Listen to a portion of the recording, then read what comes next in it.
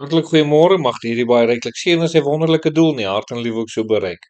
Nou die visarend is een van Afrika se mees ikoniese roofvoëls. Hulle is onmiddellik herkenbaar aan hulle spierwit kop en bors, die kristalbruin lyf en die donker vlerke. Hulle is wyd verspreid oor Suid-Afrika en staan ook bekend as die stem van Afrika vanweë hulle kenmerkende roep.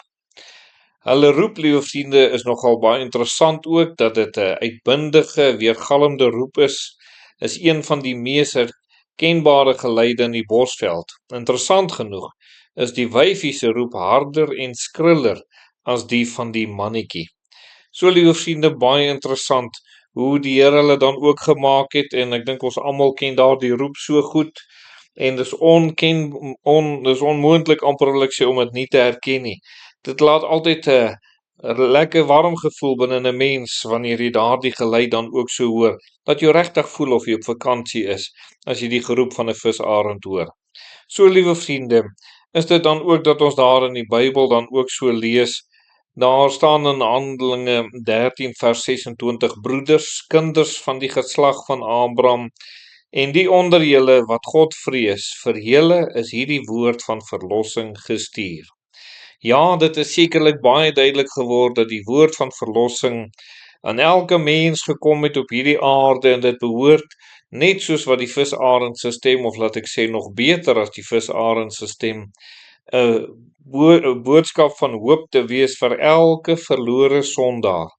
Elkene wat weet hulle is nie in die regte verhouding met die Here nie, moet hierdie woord van verlossing sekerlik hoor. Dit word na ons toegestuur. Elke mens sal dit hoor. Elke mens kry geleentheid om sy of haar saak met die Here reg te maak. Daarom is dit so belangrik dat 'n mens dit ook so moet doen dan.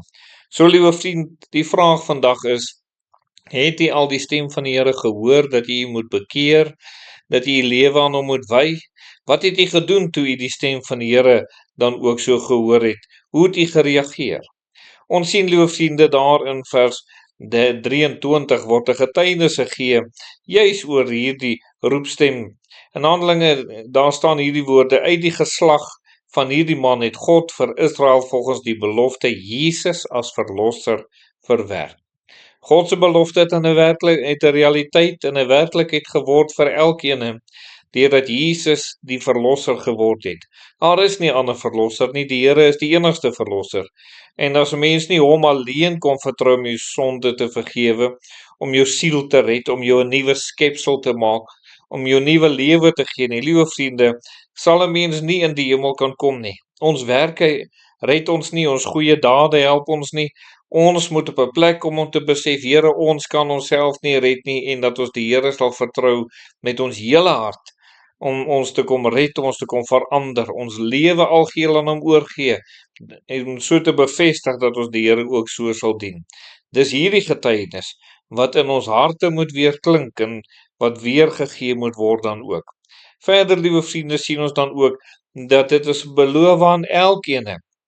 Daar in Handelinge 13 vers 38 en 39 staan daar: laat dit dan aan julle bekend wees, broeders, dat deur hom vergifnis van sondes aan julle verkondig word, en dat elkeen wat glo deur hom geregverdig word van alles waarvan julle deur die wet van Moses nie geregverdig kon word nie. Liewe vriende, mense het hard probeer om op hulle eie sekerlik in die regte verhouding met die Here te kom. Hulle het probeer om al die wette van Moses te onderhou, en nog steeds kon hulle nie geregverdig word nie, nog steeds kon hulle nie vrede kry nie. En hier gebeur dit nou wat daar baie duidelik gesê word, dat vergifnis van sondes aan elkeen moontlik geword het, omdat die Here Jesus sy lewe aan die kruis kom gee het. Liewe vriend, miskien is jy iemand wat sukkel met sekerheid en jy wonder hoe kan jy seker wees. Hier is die antwoord. Jy hoef nie hard te probeer nie, jy hoef nie allerhande dinge te doen nie. Jy moet doeteenvoudig net Jesus kom vertrou.